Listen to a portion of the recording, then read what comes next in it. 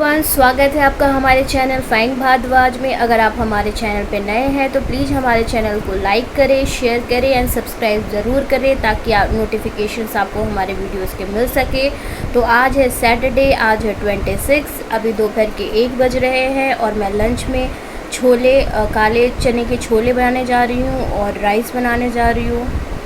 तो मैंने राइस, काले चने के छोले और पापड़ छान लिए हैं और कुछ सैलड काट लिया है खाने को। मैंने ऑनलाइन हैंड मिक्सर मंगवाया था जो आज आ गया। आपको दिखाती हूँ कि कैसा है हैंड मिक्सर। ये मैंने ऑनलाइन मंगवाया है केक के बैटर को मिक्स करने के लिए एंड क्रीम बनाने के लिए। इससे इजी हो जाएगा मुझे केक के बैटर को मिक्स करने में और क्रीम बनाने में। कि इसकी कॉस्ट लगभग 600 है और मुझे सही लगा, सो मैंने इसको ऑर्डर कर दिया। सो ये देखिए, मुझे पैम्पर करने के लिए नितिन जी मेरे लिए ये सब लेकर आए। मुझे बहुत अच्छा लगा।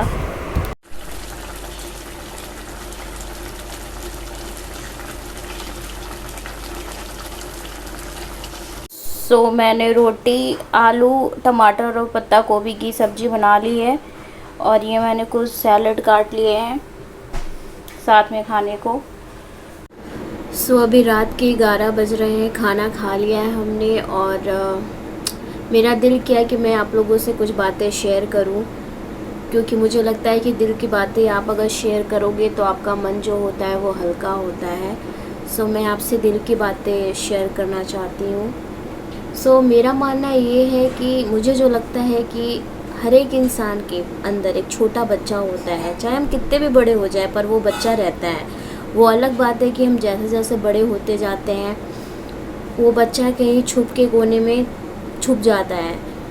वो इसलिए भी छुप जाता है कि एक तो हम खुद छुपा देते हैं उसको, दूसरी ये है कि जो ये सोसाइटी है जैसे जैसे हम बड़े हो जाते हैं उस बच्चे को एक्सेप्ट नहीं करती। उन्हें लगता है कि आप जैसे जैसे बड़े होते जाते हो आप एकदम सीरियस बनते जाओ। पर मेरा मानना है कि अगर आप बड़े हो रहे हो तो ये अच्छी बात है, सीरियस हो जाओ, अच्छी बात है, पर इतना भी सीरियस नहीं होना चाहिए कि वो छोटा बच्चा वो दुक्का ही रहे, खो जाए किसी, चुपचाप किसी कोने में खो जाए, ऐसा भी नहीं होना चाहिए। रिस्पॉन्सिबल होना सही है बट उस बच्चे को आप ना खोएं, मेरा मानना है। अगर ये सोसाइटी एक्सेप्ट नहीं करती उस बच्चे को तो आप ज़रूर एक्सेप्ट करें कि आपके अंदर एक छोटा बच्चा है। और कोई आपको पैम्पर करे या ना करे, आप खुद को पैम्पर ज़रूर कीजिए। ये ज़रूरी है खुद को पैम्पर करना। जैसे कि मैं बताती हूँ कि मुझे बचपन से कार्टून्स बहुत पसंद है और आज भी पसंद है और आज भी मैं कार्टून्स फिल्में देखती हूँ। मुझे टेडीज़ पसंद है तो आप मेरे घर में आपको टेडीज़ बहुत दिख जाएंगे। सो मैं इस तरीके से अपने आप को पैम्पर करती हूँ। जब मैं कॉलेज में थी, जब मैं कॉलेज जाती थी, फिर भी मैं अपनी मम्मी को, जैसे मैं बचपन में मम्मा मम्मा कभी कभी मम्मा बोलती थी, मम्मा मम्मा मतलब बच्चे की तरह करती थी, क्योंकि मुझे वो अच्छा लगता था। उससे मेरी जो अंदर की जो टेंशन होती थी वो निकल जाती थी। ये मेरा एक तरीका था अपने टेंशन को निकालने का, अपने अंदर के बच्चे को मैं सामने प्रेजेंट करती थी कि हाँ मेरे अंदर वो बच्चा है, तो उससे मेरी जो टेंशन थी वो कम होती थी। तो ये ज़रूरी है कि आप अपने अंदर के जो बच्चा है उसको खोने ना दें।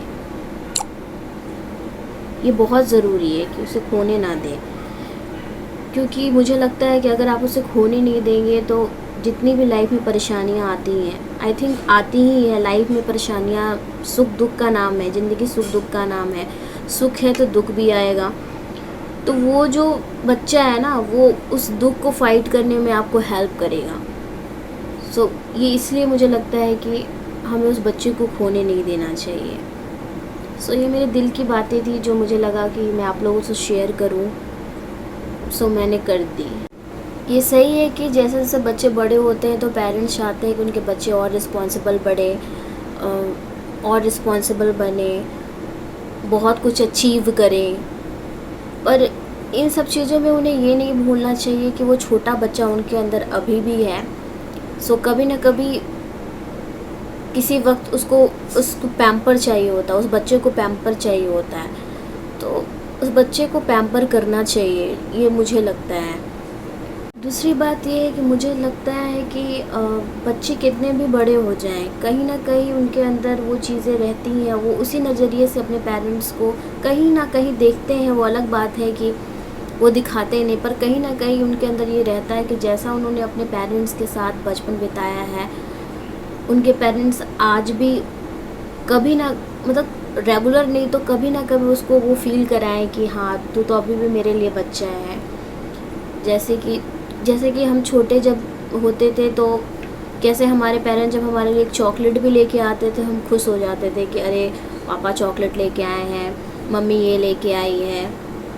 तो वो फीलिंग बहुत अच्छी है। हमारी भी एज बढ़ती है तो पेरेंट्स जो होते हैं वो मैक्सिमम जो मैंने देखा वो बच्चों को सोचते कि हाँ ये तो बड़ा हो रहा है। उन्हें ये भी समझना चाहिए कि जो बच्चे हैं वो अपने पेरेंट्स को उसी नज़र से देखते हैं जैसा उन्होंने उनके साथ बचपन में बिताया। उन्हें लगता है कि जैसे मैं अपनी बताऊँ, मुझे मैं सोने जा रही हूँ। सो गुड नाइट, मिलते हैं कल सुबह। Good night everyone. आज है संडे और अभी सुबह के 9 बज रहे हैं। आज हम थोड़ा लेट उठे हैं क्योंकि Sunday is our off time, so हम थोड़ा लेट उठे हैं।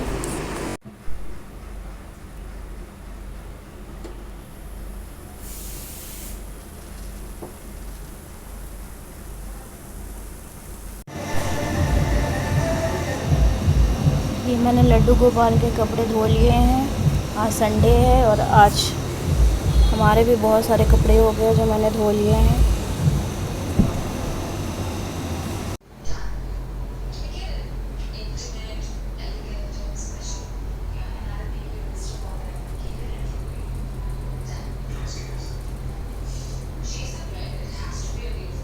हम बाहर जा रहे हैं, हमें घर के लिए कुछ सामान लेना है।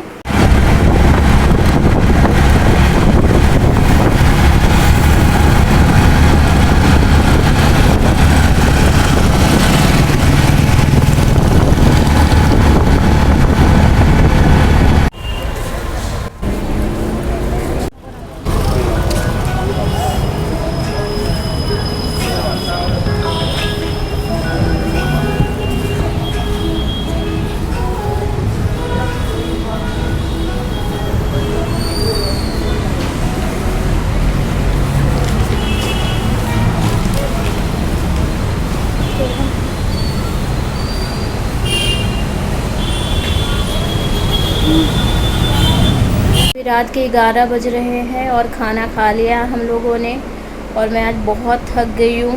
मैंने बोला था कि संडे हमारा ऑफ डे होता है, बट वो थोड़ा लेट उठने के लिए ऑफ डे होता है मॉर्निंग में। बाकी जो काम होता है वो संडे को डबल हो जाता है क्योंकि और भी काम आपको करने होते हैं संडे को, जो बचे हुए काम हैं वो भी करने होते हैं संडे को। सो डबल काम हो जाता है। सो मैं बहुत थक गई हूँ। बोलना चाहती हूँ कि मेरी मम्मी अब नहीं है, उनको गए हुए 7 साल हो गए, पर मुझे अभी भी लगता है कि मम्मी की ब्लेसिंग्स मेरे साथ हैं और कहीं ना कहीं जहाँ भी हैं वो मुझे देख रही होंगी और खुश हो रही होंगी। क्योंकि शादी के पहले मैं उतना काम नहीं करती थी क्योंकि मम्मी भी उतना काम नहीं करवाती थी। उनका मेन फोकस होता था कि मैं पढूँ, स्टडी पे ज़्यादा ध्यान दूँ।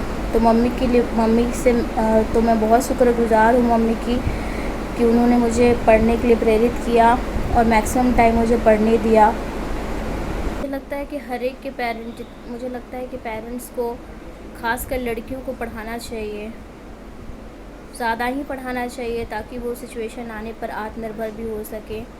ये बहुत ज़रूरी है। बाकी घर के काम में तो लड़कियां बॉर्न टैलेंट होता है लड़कियों में घर के कामों के लिए। ट्रेनिंग लेने की ज़रूरत नहीं होती, जैसे सिचुएशन आती है लड़कियां काम करती हैं। सो जब पढ़ने का टाइम हो तो उन्हें पढ़ने दिया कीजिए, मतलब ज़्यादा टाइम उन्हें प्रेरित कीजिए, पढ़ाइए, जितना पढ़ा सकते हो उन्हें पढ़ाइए, ये बहुत ज़रूरी है। सो मम्मी मेरे पे खुश भी हो रही होंगी और उन्हें मुझ पर प्यार भी आ रहा होगा कि मैं सिचुएशन के हिसाब से चल रही। और मुझे लगता है कि सिचुएशन के हिसाब से चलना ही समझदारी है। ये बहुत ज़रूरी है कि आप सिचुएशन के हिसाब से चलें।